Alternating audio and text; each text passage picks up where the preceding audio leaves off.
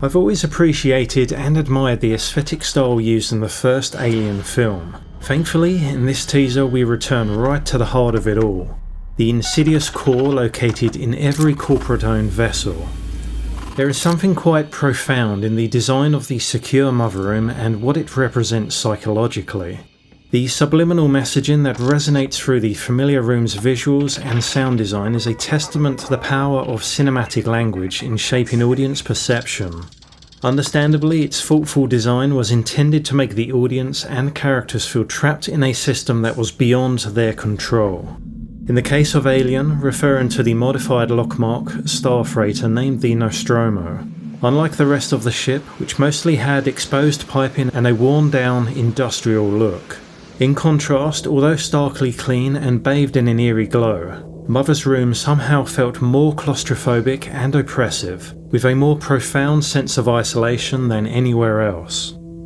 To help us understand the reasoning behind this, we must first examine the film's design influences. Its rows upon rows of blinking yellow lights may be recognisable to anyone who has seen or studied early computer systems in the 1960s and 70s. Mainframe computer systems produced by companies like IBM and Control Data Corporation dominated the visual space in every real-world control room for air traffic control, space missions, and even nuclear reactors. These large panels with arrays of indicator lights would have signalled crucial information such as system status, activity, and errors, much like what we can see on Mother's many display panels. Not only does this aesthetic give the room a sense of sterile efficiency whilst reinforcing the ship's utilitarian nature, but all of these illuminated readouts communicating critical ship data would have unequivocally made anyone interacting with Mother feel like a small figure within a much larger system, one that a crew could not fully understand or control. Therefore, with every careful placement of these lights and its intuitively overwhelming layout, the very nature of this room foreshadowed the Weyland-Yutani Corporation's hidden motives and the idea that the crew was just expendable assets in a cold corporate machine. One could even go as far as to say that the enigmatic existence of Mother itself, which is shrouded in secrecy and restricted access to her data seen in many interactions, created a sense of intelligence and presence, making it feel as though the ship itself was alive, watching over the crew. This reinforces a reoccurring theme I often replay in my head that Mother was not just a system, but an entity that may have had some decision-making processes independent of direct company orders regarding the crew of the Nostromo's fate. After all, if every vessel can have a mobile, intelligent and calculating synthetic on board, sometimes wholly passable as human, then why not have a ship's AI that can monitor, access and decide using its own algorithms loosely based on corporate policies? The monitor reads, status update from Security Officer USCSS Maginot. Navigation compromised. Cargo containment has failed. At this point, it's unclear whether the containment breach resulted from sabotage by a crew member or the specimen simply having escaped their restraints. But there are two key elements of importance to discuss in this scene. Firstly, let us question the humanity of the security officer engaging with Mother. His stone-faced demeanour and sheer lack of emotions in the middle of a fatal crisis on board could imply he is, in fact, an android. In turn, this individual, who the lady trapped in the corridor refers to as Mo, could be responsible for the outbreak if the sabotage theory is correct. He may be following orders from a rival company, another corporate entity that might benefit from this particular Weyland-Yutani ship, making a sudden and disastrous adjustment in its navigation, and with the crew too preoccupied with loose specimens to rectify the situation. The only sign of humanity we are privy to is the humming of a tune as Mo seemingly communicates to the company or whoever is on the receiving end of his premature or predetermined report regarding the ship's collision course and the status of its crew. This strange behaviour could always be attributed to shock, but I urge you to cast your mind back to the scene in Alien when Ripley uncovers Ash's secret agenda. There was a brief but highly unsettling moment right before the struggle ensued, where we could distinctly hear Ash emit a high-pitched squeal or a giggle right before he blocked Ripley's path. fucking trash.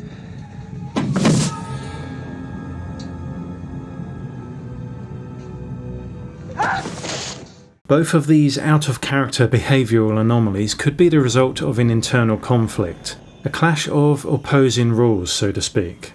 All synthetics are pre-programmed not to harm humans, that is, not directly. In Ash's case, he was given orders that meant harm would come to the crew. This conflict of interests ultimately leads him to a unique dilemma, forcing Ash in the moment to find a weapon that could be indirectly used to terminate Ripley via suffocation, rather than using an object or himself to cause blunt force trauma or pierce her flesh, which would have gone against his programming.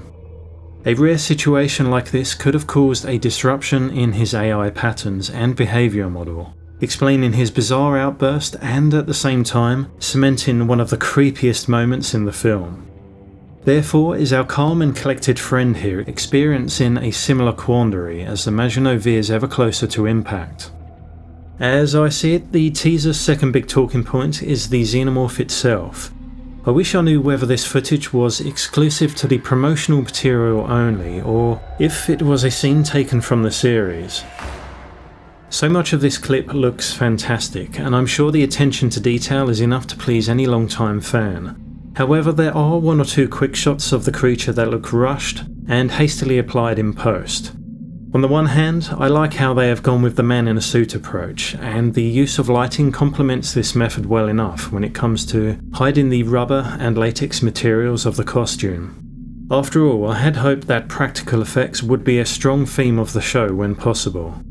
Then we have this shot where it appears like somebody has just thrown in an image of the alien and set it to slide from right to left, which is very odd. In any case, I'm not hedging my bets on any of this promotional content so far, as some of it does seem to be additional footage created for the marketing campaign in an effort to generate hype. I'm also curious to know more about the time frame on board the Maginot. In the previous two teasers, we witnessed the release of smaller specimens such as the facehugger, stored in multiple containers of varying sizes. We could clearly see and hear the ship's automated alarm systems coming into play due to this effect. Therefore, how much time has passed since the containment failure has happened, leading to a fully grown Xenomorph terrorising and killing crew members? Suppose the life cycle process and gestation period mimic the rationality of the original film. In that case, there's a big story to tell here, and hopefully the show will explore many of these events on board the exploration vessel and, more importantly, where it has travelled to. Otherwise, if the show's creator, Noah Hawley, hasn't been keeping up with current events, then he may not know that the time window from implantation to chest burst to fully mature has been drastically and very conveniently reduced in recent years to roughly 2 hours. Now, I knew this miraculous organism could adapt and survive in most hostile conditions, but adjusting its life cycle to a studio-approved script designed for casual cinema goers is entirely different. Lastly, I mentioned attention to detail just a moment ago, and I'd be very remiss if I didn't highlight how accurate and in keeping with the original the show creators have undoubtedly been, when you just observe the keyboard connected to Mother alone. Now, I realise for many of us, including myself, the keyboard layout and symbols unique to this franchise are just as much a part of the films as the beast itself. After all, it is what helped give Alien an added exotic appeal within the backdrop of a used retro-future look. However, it also shows that it's important to the people making this series, which is essential to me. Just on a side note, if anyone is wondering how the hell was Dallas and Ripley able to ping a message back to the company and communicate with Mother using keyboards that were utterly void of conventional lettering or a numeric system, well, I've been thinking about that. In the film and briefly in this teaser, you can clearly see them typing out questions and replies on screen, but the method of how it is possible to type sentences is somewhat of a mystery, as we never see what keys are being pressed. I'm interested to know if this issue was something Ridley Scott anticipated when he was handed over the designs by Simon Deering, who drew inspiration from Sanskrit words and Hindu philosophy at the time when constructing these iconic props with their mesmerising symbols. I've tried to rationalise this conundrum with the likelihood and existence of backlit keys or a projection system that displays letters when needed. There is also the possibility of voice recognition assistance, and even the crew could have potentially memorised the conventional keyboard layout for touch typing purposes, seeing as the keys do not display the standard alphabet. The problem is that all of these ideas are assumptions that were never shown or explained in the film. The most sensible solution I can think of is something known as a context-sensitive command interface. Communicating with this system would work like a menu-based terminal, where the function keys, for example, specify, inquiry, transmit, help structure the message. Structuring a message based on specific events and details, such as there being an alien on board, would be easy to input because of how connected Mother is to the ship. Every possible option and talking point related to the ship and its mission would be available in a list of command prompts, due to the highly sensitive and accurate data collection instruments on board that all feed back to her. Particular keys triggering available topics and then corresponding responses is the only way I can justify how the crew communicated using this technology presented in 1979's Alien. So I'll end with a quick wish list of must-haves if I am to enjoy this series, and those are: it's got to have a suspenseful build-up, even scary at times. But remember, we're more afraid of the dark than knowing what lurks within it. The characters must be well written and relatable enough to fully invest our thoughts and energy into this story if we are to care for it.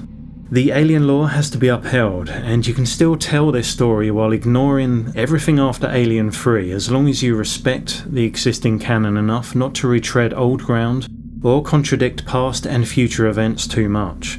I would welcome an investigation into the origins of the Xenomorph and even the space jockey, but please maintain the mystery instead of boiling this magnificent organism down to just a byproduct of black goo.